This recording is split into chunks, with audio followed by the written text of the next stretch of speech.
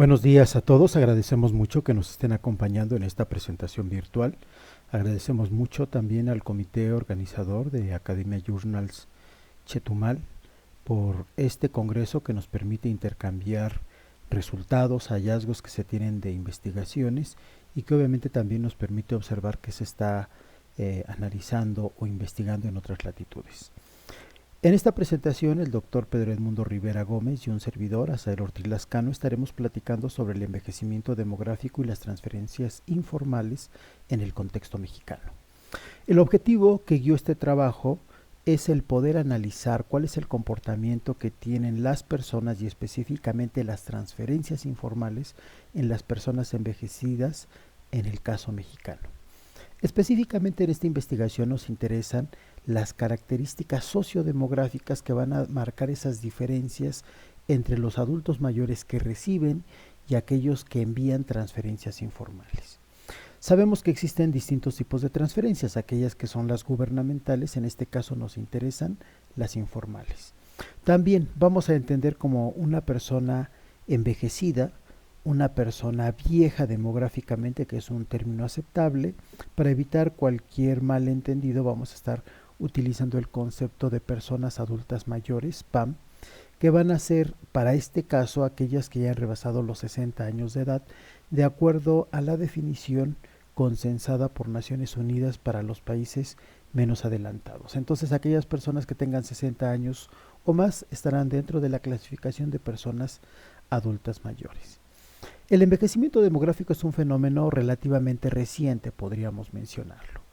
Está anclado al último crecimiento demográfico importante que oscila en el contexto mundial sobre 1950. El envejecimiento demográfico tiene como una antesala, como un previo, la baja de la fecundidad a partir de la teoría de la transición demográfica clásica, o también conocida como la primera transición demográfica en esos términos. En el contexto europeo, la transición demográfica se dio entre 1750 y 1940. Para el caso mexicano, inicia sobre 1930 y 1965, con la diferencia que en el contexto europeo ya hay una segunda transición demográfica que está muy apuntalada hacia el envejecimiento de la población, mientras que en el contexto mexicano, al igual que en muchos de los países menos adelantados, este envejecimiento es más retrasado, es incipiente y no tenemos una segunda transición demográfica. Dentro de esta tabla número 1 podemos observar los continentes, así como la población de 60 años y más en absolutos y relativos y una edad mediana.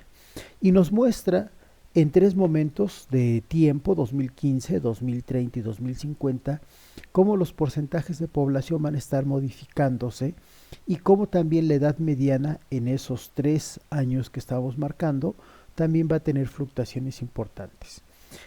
El continente que parece que tardará mucho más en llegar al envejecimiento, sin duda, es África. En 2015, con un 5.4% de personas envejecidas, para 2030 se espera 6.3% y para 2050 8.9%. Pero veamos el caso asiático. Para el 2050, prácticamente 1 de cada 4 personas que residan en ese continente habrán rebasado los 60 años. En el contexto europeo, 1 de cada 3 habrá rebasado esa edad. En el caso de Norteamérica, Estados Unidos y Canadá, 28.3, también un envejecimiento importante. América Latina con 25.5, 1 de cada 4, y Oceanía cerca también del 25%. Y aquí observamos cómo la edad mediana, obviamente al incrementarse el número de personas envejecidas, esa edad mediana tiende a incrementarse. En África observamos cómo llegaríamos a los 20, se llegaría a los 24.8 años, pero vean por ejemplo el caso de Europa, llegando a 46.2 años, un envejecimiento interesante. América Latina rebasando los 40 años, los 41 años. Entonces, esto nos muestra cómo el envejecimiento demográfico estará permeando prácticamente en todo el mundo. Sattersen y Hadestad consideran que se debe tener mejores estándares de vida para las personas envejecidas. Menciona 3 rubros interesantes: la salud, la alimentación y la diversión, y están anclados a procesos familiares y económicos. Harper menciona que el envejecimiento demográfico debe de recaer de manera interesante en variables como es la seguridad social y la salud, la educación, las actividades socioculturales, el mercado laboral y la vida familiar. El mercado laboral para Harper resulta trascendental porque tiene dos vectores que se deben de considerar. Uno, los montos de los salarios y dos, las pensiones. En este mundo ajetreado, difícil, en donde las pensiones parece que están quebradas. Por el contrario, algunos otros autores refieren entonces, y con esto que hemos visto, que el envejecimiento demográfico traerá a colación una serie de problemas complejos en las sociedades que tendrán que apuntalarse indiscutiblemente en la familia y que las dinámicas de la población y de las sociedades del futuro se verán modificadas a partir de esta dinámica del envejecimiento que estará repercutiendo en distintas variables. Vamos a platicar algunos antecedentes teóricos de las transferencias. Hemos escogido solo algunos de los teóricos que fueron utilizados en este trabajo. En un primer momento tenemos a Guidotti y a González y a Aidar, como ellos en un trabajo que realizan en Uruguay encuentran que los adultos mayores van a jugar roles importantes en la familia porque les va a permitir un intercambio intergeneracional de bienes, principalmente económico. Claro, no hay que perder de vista que Uruguay va a tener una mayor cantidad de personas con pensiones con respecto al contexto mexicano, así como con respecto a otros países, a otras latitudes también de América Latina. Las diferencias por sexo que encuentran Guidotti, González y Aidar es que los hombres proveen mucho más dinero que las mujeres. Y las mujeres, aunque no proveen exactamente dinero líquido, pero ayudan en el cuidado de los niños y en la provisión de servicios dentro del hogar. Otros autores que han tocado el tema está Villegas, Montes de Oca y Guillén en un trabajo que realizan utilizando la encuesta nacional de la dinámica familiar y encuentran cómo las redes de intercambio en la familia van a ser muy importantes para apuntalar la forma de vida de los amigos, los vecinos y la comunidad. Esta va a ser un trabajo muy interesante porque Villegas, Montes de Oca y Guillén van a encontrar que en México en 2005 cerca del 50% de la población de 65 años y más, están tomando la población envejecida de acuerdo a la definición de los países más adelantados, pero para el caso mexicano, 80% no recibe ingresos por pensiones o salud. Y también el 50% de la población no tiene acceso a las instituciones de salud. Como sabemos, las personas envejecidas requieren mucho más servicios de salud. Conforme se tiene una mayor edad, generalmente se requiere mucho más asistencia al médico. Pero entonces, ¿cuál es la forma de poder sobrevivir ante esas necesidades y urgencias que van a tener las personas envejecidas, pero que no tienen acceso a la salud, ni que tienen pensiones o que no tienen retiro? Y entonces estos autores encuentran que es justamente por esas redes de intercambio en donde no solamente va a fluir el dinero, sino también apoyo familiar, apoyo en alimentos, en cuidados, entre otros puntos específicos. Brenes, de Costa Rica, del Centro Centroamericano de Población, hace un trabajo muy interesante en donde hace un comparativo entre distintos países latinoamericanos y se centra específicamente en Costa Rica y México. Y encuentra que hay una diferencia muy interesante. Claro, en Costa Rica las personas envejecidas como mínimo encuentran un indicador de 70 que puede ir o hasta 80% de la población que va a tener acceso a pensiones, mientras que en el caso mexicano algunos dicen que es menos del 15%, otros lo sitúan en 17% y algunos otros dicen que no rebasamos el 20%. Y entonces entre los resultados que encuentra Brenes es que las personas envejecidas en Costa Rica pueden ayudar a sus hijos o a sus familiares cuando son adultos jóvenes,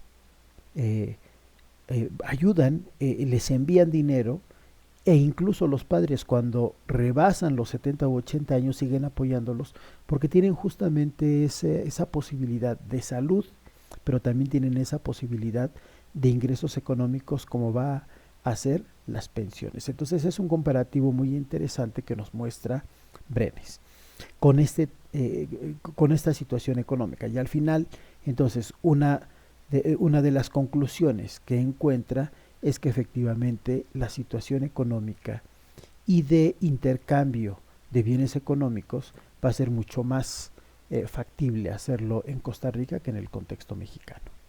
En este trabajo que estamos presentando nos hemos apoyado en la Encuesta Nacional de Envejecimiento en México de 2012. Si bien es cierto, existen algunas otras encuestas más recientes como es 2015 y 2018.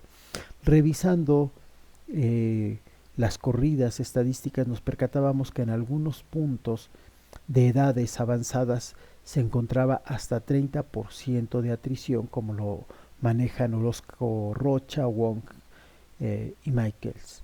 Entonces, por eso es que se tomó la decisión de trabajar con 2012. Entre los resultados que sobresalen, del total de las personas adultas mayores que reciben transferencias, se ven más beneficiadas las mujeres que los hombres. Entonces las mujeres van a estar recibiendo mucho más transferencias que los hombres, las mujeres en 60.9 y los hombres en 39.1. Hay una diferencia en favor de las mujeres de 21.8 puntos porcentuales. También hay un comparativo con respecto a las transferencias y el tamaño de la localidad. Tomando las distintas secciones que permite trabajar la ENASEM, tenemos ahí los 4 rubros, 100,000 habitantes y más, de 15,000 a 999,000, de 15,000 a 99,999 habitantes, de 2,500 a 14,999 y menos de 2,500 habitantes. Podemos observar cómo de manera interesante se reciben mucho más transferencias conforme se tiene mucho más población, 100,000 habitantes y más, y menos de 2,500 habitantes, las zonas rurales clásicas. Y también hay otro cuadro que nos muestra no solamente las cantidades de población, sino las edades, y también nos demuestra lo que han encontrado algunos otros autores, que en el contexto mexicano, conforme se tiene más edad, se reciben menos recursos económicos. Entonces, ahí vemos que es muy similar a lo encontrado en esta encuesta. ¿Cuáles son los perfiles del envío y la recepción de transferencias? En el primer caso, se observa que el perfil de las personas adultas mayores que realizan transferencias, dicen algunos autores, son aquellos que tienen dinero. Indiscutiblemente que sí.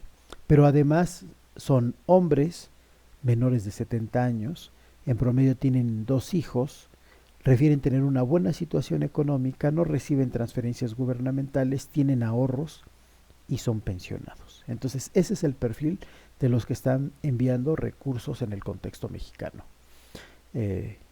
Por otro lado están las personas adultas mayores que reciben transferencias. ¿Cómo es el perfil? Mujeres, no viven en pareja, tienen 3 hijos o más, sí reciben transferencias gubernamentales, es decir, transferencias de apoyo por parte de los gobiernos. Y entonces este resultado nos demuestra que parece que las mujeres están desprotegidas económicamente aún recibiendo estas transferencias gubernamentales. Por eso es que requieren de un apoyo económico por parte de la familia o por parte de los amigos para poder hacer más viable su vida. Muchas gracias por su atención. Buenas tardes.